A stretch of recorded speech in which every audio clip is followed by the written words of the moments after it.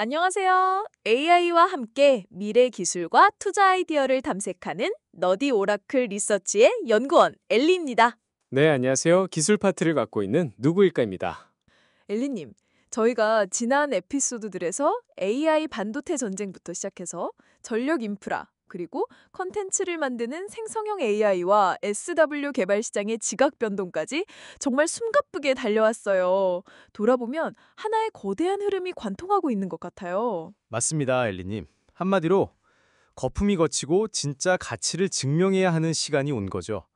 과거에는 AI 모델의 성능, 즉 우리 모델이 얼마나 똑똑한가를 경쟁했다면 2025년 하반기인 지금은 다릅니다.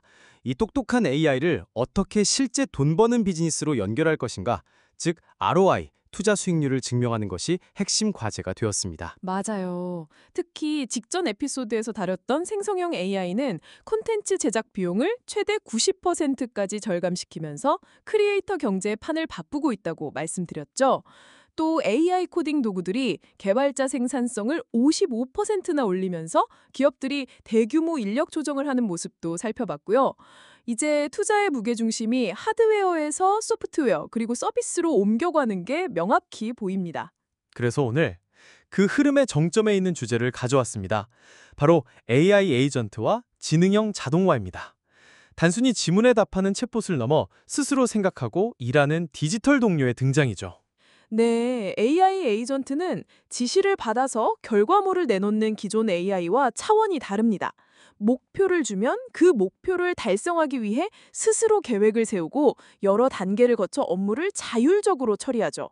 예를 들면 다음 주 부산 출장 계획 좀 짜죠 라고 말하면 항공권 예약, 숙소 비교, KTX 예매까지 모두 알아서 처리해주는 비서가 생기는 겁니다. 바로 그 지점 때문에 투자자들이 열광하는 것 같아요. 기업 입장에서 보면 운영 효율을 끌어올려 ROI를 직접적으로 증명할 수 있으니까요. 맞습니다. 오늘 저희는 이 AI 에이전트가 개인의 삶과 기업의 미래를 어떻게 바꾸고 이 거대한 변화 속에서 우리는 어디에 투자의 기회를 찾아야 할지 심도 있게 파헤쳐 보겠습니다. 오늘도 유익한 시간이 될 것 같네요. 본격적으로 시작하기 전에 저희 채널에 힘이 되는 것 아시죠? 좋아요, 댓글, 구독, 알림 설정 꼭 부탁드립니다. 자, 그럼 가장 궁금해하실 투자 이야기부터 바로 시작하겠습니다. 누구일까님, 보고서를 보면 지금 AI 에이전트 시장을 춘추 전국 시대라고 표현하면서 개인 투자자를 위한 구체적인 포트폴리오를 제시해 주셨어요. 어떻게 접근해야 할까요? 네, 지금은 특정 스타트업 하나를 찍어서 올인하기엔 너무 이르고 위험한 시기입니다. 대신 AI 에이전트 생태계 성장에 통째로 투자하는 보다 안정적인 전략이 필요합니다. 저희는 포트폴리오를 4가지 역할로 나누어 구성하는 것을 제안합니다. 네 가지 역할이요? 흥미롭네요. 첫째는 포트폴리오의 안정적인 기반이 되는 핵심 투자, 코어입니다.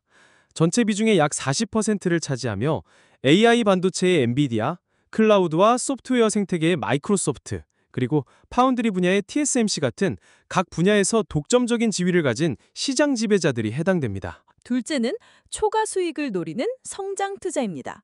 약 30% 비중으로 데이터 분석의 팔란티어, 워크플로우 자동화의 서비스나우, 그리고 AI 칩 시장에서 엔비디아를 초역하는 AMD 같은 고성장 분야에서 빠르게 점유율을 확대하는 기업들입니다. 핵심과 성장으로 70%를 채우고 나머지 30%는 어떻게 구성하나요? 나머지 20%는 위험 분산, 다이버시파이드 투자입니다. 로보틱스 프로세스 자동화의 선두주자인 UiPath나 개인금융, 헬스케어처럼 특정 분야의 혁신을 주도하는 기업들로 모아놓은 관련 ETF에 분산 투자해서 미래 성장 동력을 확보하는 전략입니다. 마지막 10%는 인프라 해지, 데이터 센터의 폭발적인 전력 수요 증가에 직접적인 수혜를 보는 넥스트에라 에너지 같은 신재생 에너지 기업이나 이튼 같은 전력 만리 기업에 투자하는 거죠. 인플레이션 위험을 방어하고 안정적인 배당 수익까지 얻을 수 있는 역할입니다. 투자 전략 정리하겠습니다. 지금은 특정 종목을 고르기보다 AI 에이전트 생태계 전체의 성장에 투자하는 전략이 유효합니다.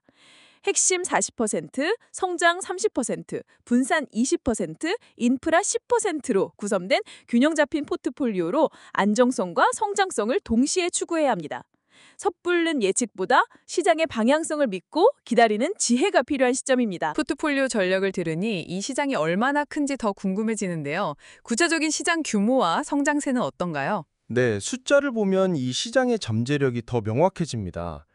AI 에이전트 시장은 2025년 약 79억 달러, 우리 돈으로 10조 원이 넘는 규모에서 시작해서 2030년에는 539억 달러, 약 70조 원에 달하는 거대 시장으로 성장할 것으로 예상됩니다. 연평균 성장률이 무려 46%에 달하는 폭발적인 성장세죠. 연평균 46%면 정말 엄청난 속도네요. 이런 성장세의 돈의 흐름도 따라가고 있겠죠? 물론입니다. 2025년 2분기, 단 한 분기 동안 기술 분야에 투자된 벤처 캐피탈 자금이 약 293억 달러였는데 그중에서 무려 85.87%, 즉 251억 5천만 달러가 AI 분야에 집중되었습니다. 사실상 시장에 풀리는 거의 모든 투자금이 AI로 빨려 들어가고 있다고 봐도 과언이 아닙니다. 시장의 모든 돈이 AI로 향하고 있다는 거군요. 이 정도면 단순한 유행을 넘어선 거대한 흐름이라고 봐야겠네요. 그럼 이제 AI 에이전트가 우리 삶을 구체적으로 어떻게 바꾸는지 살펴보죠. 보고서를 보니 쇼핑, 금융, 헬스케어 분야의 사례가 아주 구체적이더라고요. 네, 더 이상 먼 미래의 이야기가 아닙니다. 쇼핑 분야를 보면 유통업체 타겟은 AI 쇼핑 어시스턴트를 도입해서 평균 주문 금액을 35%나 증가시켰고 나이키의 가상 스타일리스트는 구매 전환율을 25% 향상시켰습니다. 단순히 물건을 추천해주는 걸 넘어 실제 매출로 연결되고 있군요. 맞습니다. 특히 결제 서비스 업체인 클라르나의 사례는 놀랍습니다. 이 회사의 AI 에이전트는 한 달에만 230만 건의 고객 서비스 대화를 처리하는데요. 이는 정규직 3당사 700명의 업무량과 맞먹는 수준입니다. 이걸로 연간 4천만 달러, 우리 돈 500억 원 이상의 비용 절감 효과를 기대하고 있습니다. 와, 엄청나네요. 개인 금융이나 헬스케어 쪽은 어떤가요? 내 돈과 건강을 AI에 맡겨도 될까요? 그 분야의 혁신은 더욱 놀랍습니다. 텐디 같은 AI 금융 어드바이저는 사용자의 소비, 저축 습관을 분석해서 맞춤형 재무 계획을 짜주고 매그니파이는 저위험 배당을 ETF 찾아줘 같은 일상적인 질문만으로 최적의 투자 상품을 찾아줍니다. 헬스케어 분야에서는 에이다 헬스 앱이 1200만 명의 사용자 데이터를 기반으로 90% 이상의 정확도로 잠재적 질병을 진단해주고 있습니다. 24시간 나를 돌봐주는 의사 겸 자산관리사가 생기는 셈이죠. 정말 영화 같은 이야기네요. 정리해보면 AI 에이전트는 개인의 시간과 돈을 아껴주고 더 건강한 삶을 살도록 돕는 역할을 하는군요. 이 분야의 투자 기회는 어디 있을까요? 개인 일상 서비스는 결국 구글, 애플, 아마존 같은 강력한 플랫폼과 사용자 데이터를 가진 기업들이 주도할 가능성이 높습니다. 동시에 방금 말씀드린 클라르나, 텐디 같은 특정 분야에서 독보적인 기술력을 가진 스타트업들이 이들 플랫폼 위에서 성장하거나 거대 기업에 인수되는 형태로 기회가 만들어질 것입니다. 개인의 삶을 넘어 이제 기업의 모습은 어떻게 바뀔지 궁금합니다. 보고서에서는 혁신가 AI와 조직 AI라는 개념이 등장하는데요. 이건 AI 에이전트와 어떻게 다른가요? AI 기술 발전 로드맵의 3단계가 AI 에이전트라면 4단계와 5단계가 바로 혁신가 AI와 조직 AI입니다. 혁신가 AI는 주어진 업무를 잘 처리하는 걸 넘어 새로운 가설을 세우고 검증하며 새로운 지식을 창출하는 AI입니다. 조직 AI는 개별 AI들을 오케스트라처럼 지휘하며 회사 전체의 목표에 맞춰 자원을 배분하고 전략적인 의사결정까지 내리는 말 그대로 AI CEO에 가까운 개념입니다. AI가 이제 단순 실행을 넘어 전략과 혁신까지 담당한다는 거군요. 보고서에 나온 미러월드와 결합하면 더 강력해진다고요? 바로 그 점이 핵심입니다. 미러월드 혹은 디지털 트윈은 현실 세계의 공장이나 도시 같은 복잡한 시스템을 가상 공간에 그대로 복제한 것입니다. AI의 디지털 트윈은 그 다음 단계가 궁금해지는데요. 이 가상 공장 안에서 조직 AI는 수백만 가지 경우의 수를 시뮬레이션합니다. 예를 들어 엔비디아의 옴니버스 플랫폼을 활용하는 BMW의 사례를 보죠.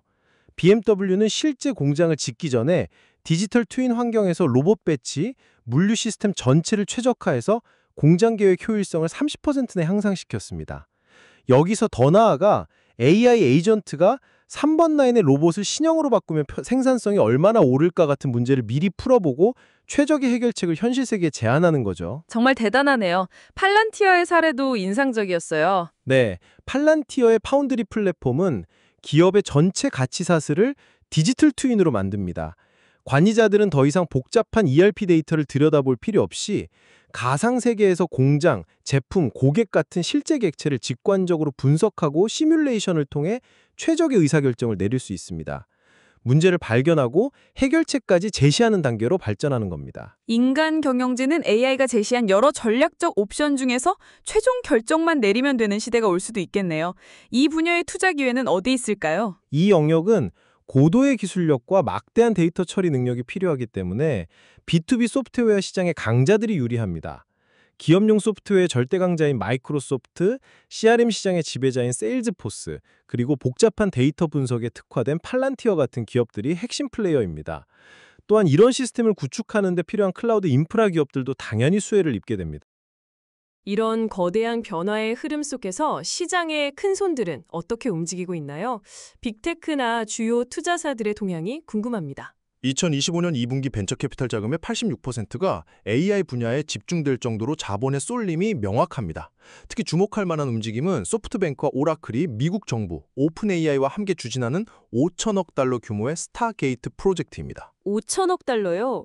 정말 천문학적인 금액이네요. 네, 이 프로젝트는 AI 시대를 뒷받침할 초대형 데이터 센터와 인프라를 구축하는 사업입니다. 이는 시장의 정교한 자본이 더 이상 모델 개발 자체보다는 그 모델을 구동할 물리적 기반에 투자하고 있음을 보여주는 상징적인 사건입니다. 빅테크 기업들의 움직임은 어떤가요? 마이크로소프트는 자사의 모든 제품에 코파일럿을 심는 데 총력을 기울이는 동시에 싱가포르에서 에이전틱 AI 엑셀러레이터 프로그램을 시작하는 등 아시아 시장 공략에도 적극적입니다. 구글은 최신 모델인 제미나이 2.5를 출시하고 개발자들이 코딩 없이도 에이전트를 만들 수 있는 ADK를 공개하며 기술 리더십을 굳히고 있습니다. 장밋빛 전망만 있는 것은 아닐 텐데요. 우리가 넘어야 할 산, 즉 도전 과제나 규제 이슈는 없나요? 물론 있습니다. 가장 큰 기술적 문제는 환각 문제입니다. AI가 그럴듯한 거짓말을 만들어내는 현상이죠. 실제 한 법무법인이 AI가 제시한 가짜 판례를 제출했다가 소송에서 패소하는 일도 있었습니다. 환각도 문제지만 AI 에이전트가 스스로 판단하고 행동한다면 그 결정으로 문제가 생겼을 때 책임은 누가 져야 하는지도 큰 문제겠네요. 바로 그 점이 AI 시대의 가장 복잡하고 중요한 법적 윤리적 문제입니다. 바로 책임 소재의 문제죠. 가령 AI 자산 관리 에이전트가 시장을 잘못 예측해서 고객에게 막대한 손실을 입혔다고 가정해보죠. 이 손해는 누가 책임져야 할까요? AI를 개발한 회사일까요? 서비스를 제공한 금융사일까요? 아니면 AI의 조언을 따른 유저일까요? 정말 복잡한 문제네요. 비슷한 실제 사례가 있었나요? 자율주행차 사고가 좋은 예입니다. 2018년 애리조나에서 발생한 우버의 자율주행차 보행차 사망 사고는 AI 시스템의 결정으로 인한 비극적 결과의 책임이 누구에게 있는지를 두고 수년간의 법적 공방을 낳았습니다. 결국 시스템을 감독해야 할 운전자의 과실이 인정되긴 했지만 AI 에이전트가 의료, 금융, 법률 등 더 복잡한 영역에서 자율적인 결정을 내리게 되면 이 책임 소재 문제는 더욱 복잡해질 수밖에 없습니다. 그렇다면 어떤 해결책이 필요할까요? 그래서 체계적인 리스크 관리와 보상 시스템 마련이 시급합니다. 유럽연합, EU가 세계 최초의 포괄적 AI 규제 법안인 AI 액트와 함께 AI로 인해 발생한 피해를 피해자가 더 쉽게 입증하고 보상받을 수 있도록 하는 AI 책임 지침, 라이빌리티 디렉티브를 함께 추진하는 이유가 바로 이것입니다. 앞으로는 AI의 결정으로 발생할 수 있는 잠재적 손해를 대비하는 AI 책임 보험 같은 새로운 금융상품이 중요한 산업으로 성장할 가능성이 매우 높습니다. 결국 기술 발전과 함께 신뢰와 안전, 그리고 이제는 책임까지 어떻게 법과 제도로 뒷받침하느냐가 관건이 되겠군요. 자, 오늘 정말 많은 이야기를 나눴습니다. AI 에이전트가 우리 삶과 비즈니스를 어떻게 바꾸고 어디에 투자 기회가 있는지 깊이 있게 살펴봤는데요. 마지막으로 시청자분들을 위해서 핵심을 정리해 주신다면요. 네, 세 가지로 요약할 수 있겠습니다. 첫째, AI 에이전트는 더 이상 미래가 아닌 현실입니다. 개인에게는 시간을 아껴주는 스마트 비서가, 기업에게는 생산성을 극대화하는 디지털 직원이 되어 우리 곁으로 다가오고 있습니다. 둘째, 투자의 관점에서는 숲을 봐야 합니다. 지금은 특정 나무의 승패를 예측하기보다는 앞서 제안드린 포트폴리오처럼 반도체, 클라우드, 플랫폼, 인프라라는 AI 생태계 전체의 성장에 분산 투자하는 것이 현명한 전략입니다. 셋째, 기술 발전 속도만큼 신뢰와 물리적 제약의 중요성도 커지고 있습니다. 앞으로 AI 규제 동향과 전력 인프라 확보 여부가 기업의 성패를 가르는 중요한 변수가 될 것입니다. 누구일까 말씀처럼 AI 에이전트라는 거대한 변화의 물결이 밀려오고 있습니다. 이 파도에 휩쓸려 갈 것인지 아니면 파도를 타고 새로운 기회의 바다로 나아갈 것인지는 결국 우리가 얼마나 이해하고 준비하느냐에 딸려 있겠죠. 오늘 저희가 나눈 이야기가 시청자 여러분 각자의 투자 지도를 그리는데 작은 도움이 되었으면 합니다. 다만 오늘 방송 내용은 특정 종목에 대한 투자 권유가 절대 아니며 저희의 공부와 분석 결과를 공유하고 관련 뉴스를 스스로 이해하는 데 필요한 지식을 함께 나누는 것이 목표라는 점 꼭 기억해 주세요. 다음 시간에는 오늘 잠깐 언급했던 AI 기술 발전의 최종 단계, AGI는 과연 언제쯤 올 것인지, 그리고 그것이 우리에게 어떤 의미인지에 대해서 이야기 나눠보겠습니다. 다음 시간에도 흥미로운 주제로 돌아오겠습니다. 끝까지 시청해 주셔서 감사합니다. 좋아요, 댓글, 구독, 알림 설정 잊지 마세요.